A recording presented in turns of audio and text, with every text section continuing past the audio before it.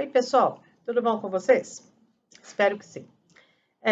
A partir de hoje eu vou lançar uma série de pequenos vídeos, tá? Aqui pelo YouTube, para complementar as aulas de vocês, tá? Nós entramos de novo na fase vermelha, então o que acontece? Eu preciso gravar essas aulas para vocês não terem tanta defasagem, ok? Então, semanalmente eu vou colocar aulas. Eu peço para que vocês acompanhem também as aulas pelo Centro de Mídias, tá? E uma vez por semana eu vou fazer um meet com vocês para tirar as dúvidas, seja das aulas que eu postar, seja das aulas do Centro de Mídias. E também para maiores dúvidas que vocês tiverem, tá?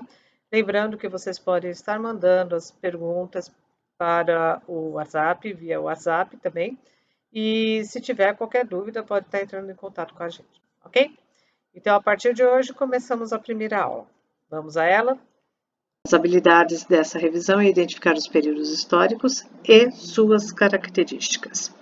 Então, a gente começa relembrando, que a história é dividida em dois momentos cronológicos. O antes de Cristo, que antecede o nascimento de Jesus Cristo, e depois de Cristo, tá? Esse período histórico, de maneira geral, para facilitar o nosso estudo, é dividido em 5 períodos básicos. A pré-história, que vai desde o surgimento dos primeiros hominídeos até a invenção da escrita.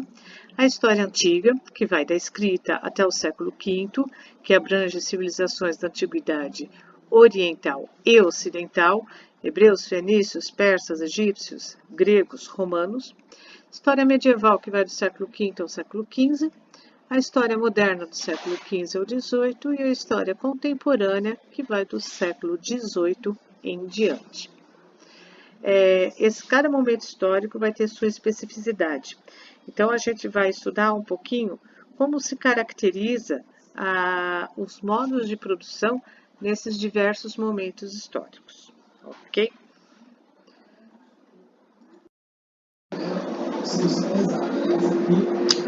Então, vamos definir aqui o que são modos de produção. Então, modo de produção é a maneira pela qual a sociedade produz seus bens e serviços e como os utiliza e os distribui.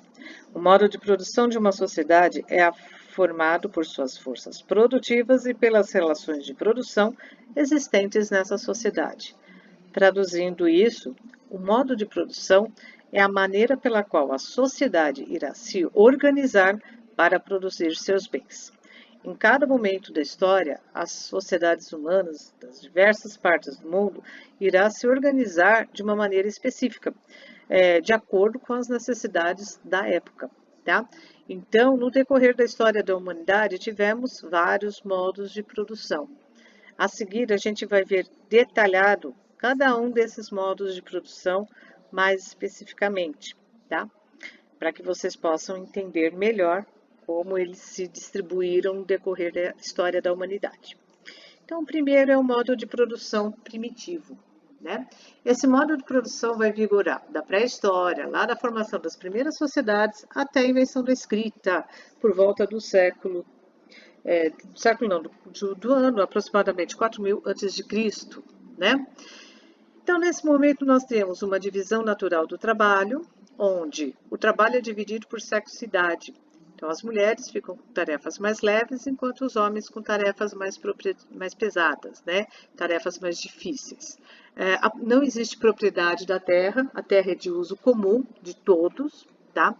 São povos que vão viver da caça, pesca e coleta, e de maneira geral eles são nômades.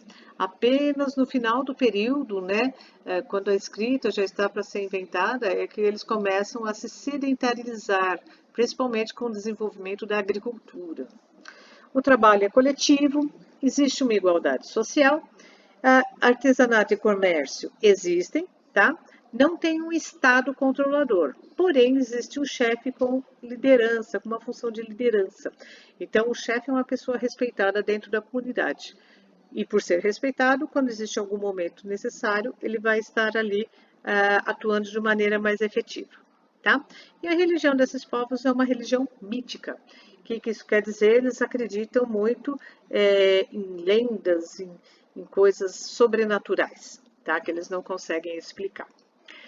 Bom, o próximo modo é o modo de produção asiático. Esse modo vai vigorar nas civilizações da antiguidade oriental, Egito, Mesopotâmia, hebreus, fenícios, persas, tá?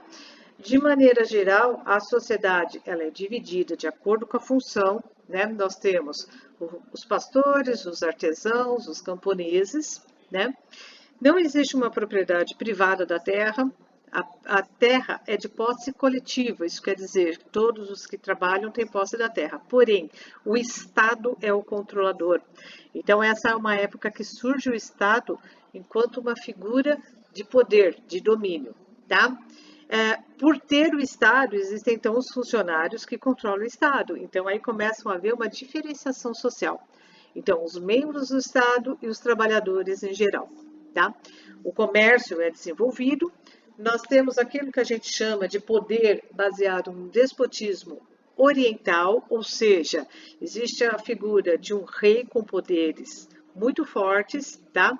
No qual vai se basear na famosa teocracia, né? Teu vem de Deus, né? Do grego tel, né? Deus, cracia poder, então o poder que vem de Deus. Então, o chefe do Estado é aquele que é empossado em função de uma vontade divina, tá? O Estado ele exerce a função de dominação, organização, tributação e defesa. Então, ele é o grande controlador da sociedade. E a religião é a base ideológica do Estado, né? Então, o rei ele só consegue se manter no poder por causa da religião. São povos politeístas e alguns deles, no caso dos egípcios, antropozoomórficos. Traduzindo isso, politeísmo é a crença em vários deuses. E o antropozoomorfismo são os deuses com características humanas e animais, tá? No modo de produção escravista, que vai vigorar principalmente Grécia e Roma, nós temos uma divisão social do trabalho também, tá? Uma propriedade privada, baseada na ideia, na existência da escravidão, lembrando que a escravidão aqui não é uma escravidão racial, e sim uma escravidão social, tá? É uma escravidão por dívidas, e nós temos também a formação de classes sociais, portanto, né? Se existem aqueles que têm posses, aqueles que têm propriedades de escravos, a sociedade também é dividida entre aristocracia, que são as pessoas mais ricas, com propriedades, escravos e não propriedades, que seriam os homens livres que podem desenvolver outras atividades, tá? O comércio é desenvolvido e a política é organizada em monarquias ou repúblicas aristocráticas, ou seja, você tem um poder baseado na figura de uma só pessoa, que seria o rei, no caso monarquia, ou república, um grupo de pessoas que acabam dominando o cenário político. Tá? As funções do Estado nesse momento é domínio e defesa, e são povos politeístas. E, finalmente, o modo de produção feudal. Tá? Nesse modo de produção, que vai vigorar durante o período da Idade Média, século V até o século XV, tá? É um período onde nós teremos uma divisão social do trabalho mais acentuada. Por quê? Porque existe a noção de propriedade privada, né? Que é o feudo. Então, o feudo é uma unidade administrativa, é uma fazenda gigantesca que tem um proprietário, que é o senhor feudal. E esse proprietário divide suas terras em pequenos lotes e entrega a pessoas de sua confiança, que são os servos. Daí a relação suzerania-vassalagem, tá? Que é uma das características marcantes deste período. Então, de maneira geral, nós temos uma classe social baseada em dois segmentos, senhores e servos, tá?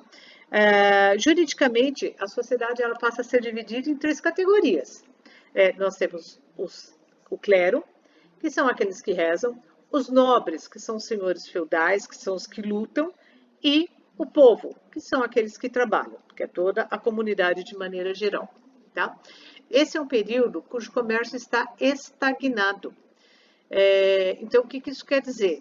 O comércio deixou de existir? Não. O comércio ele existia, mas ele não teve um crescimento como teve nos períodos anteriores. Tá?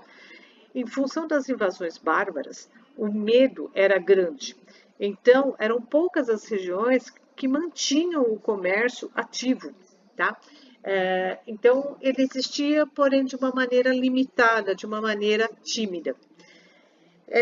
Então, o que acontecia? Como esse comércio ele existia de uma maneira tímida, havia tendência à autossuficiência dos feudos. Resumindo, cada feudo ele tinha a produção necessária para o seu abastecimento. Por isso que o comércio era tímido, tá? Então havia uma descentralização política, porque cada feudo tinha o seu senhor feudal e era esse senhor feudal que estabelecia as regras de vivência e convivência dentro do feudo, né? As cidades, haviam cidades? Haviam, eram os pequenos burgos, né? E eles eram controlados pelas corporações de ofício. Então, aquele que não era agricultor, que era artesão, ele continuou a morar nesses pequenos burgos, que ficavam bem próximos aos feudos, né? E eles produziam, é claro, aquilo que o camponês não conseguia, tipo sapatos, roupas, né? Utensílios para lavoura, enfim, o que fosse necessário, tá? Então, de maneira geral, essas cidades, né, esses burgos, eles recebiam justamente pessoas que eram profissionais liberais, né, que eram os autônomos. Eles não eram presos à terra como os servos. Então, eles poderiam migrar de um burgo para o outro sempre que fosse necessário, diferente do servo, que ele ficava preso à terra. Tá? Daí a ideia de servidão, a ideia do indivíduo estar preso ao seu local de nascimento, à sua terra, porque era dali que ele tirava o seu sustento. Tá? Então, esse modo de produção feudal, ele vai vigorar durante todo o período medieval, tá?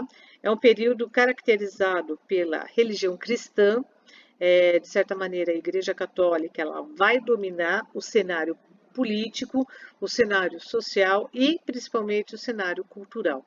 Então, tudo nesse momento histórico gira em torno de Deus, né? Então aqui nós temos um teocentrismo novamente, Deus como centro de todas as coisas, de todos os conhecimentos, de toda a organização social, política que havia, enfim. E nós temos, portanto, uma sociedade fechada, né? Uma comunidade que vive à base do medo, né? E do temor a um Deus que pode ser um Deus que castiga, um Deus que pune, certo? Então, assim, de maneira geral, esses 4 modos de produção, eles caracterizam cada um dos momentos históricos que nós vimos, tá? O sistema feudal ele vai entrar em colapso quando o comércio ele começa a ressurgir. Pelo centro de mídias, nas aulas do 2º ano, está falando muito em renascimento comercial e urbano. Então ali a gente começa a perceber, né, que o feudo ele vai chegar um momento que ele vai entrar em colapso. E esse colapso vai fazer com que ele comece a se desestruturar, abrindo espaço para o comércio, abrindo espaço para os burgos, abrindo espaço para uma nova categoria social que começa a despontar, que é a burguesia. Então a gente pode dizer, até de certa maneira, que o próximo modo de produção que vai entrar em vigor será o modo de produção capitalista. É claro, ele não vai começar como o capitalismo que nós conhecemos atualmente, tá? É um modo de produção mais tímido, é baseado na manufatura, não na industrialização, não na globalização. Uma pequena globalização, porque é quando começam as expansões marítimas, tá? Mas os primeiros, né, passos, por assim dizer, do capitalismo, onde a produção começa a despontar. Então é isso, gente. Por hoje é só, tá? Na próxima aula a gente vai entrar mais no capitalismo propriamente dito, ok? Um abraço a todos e até mais.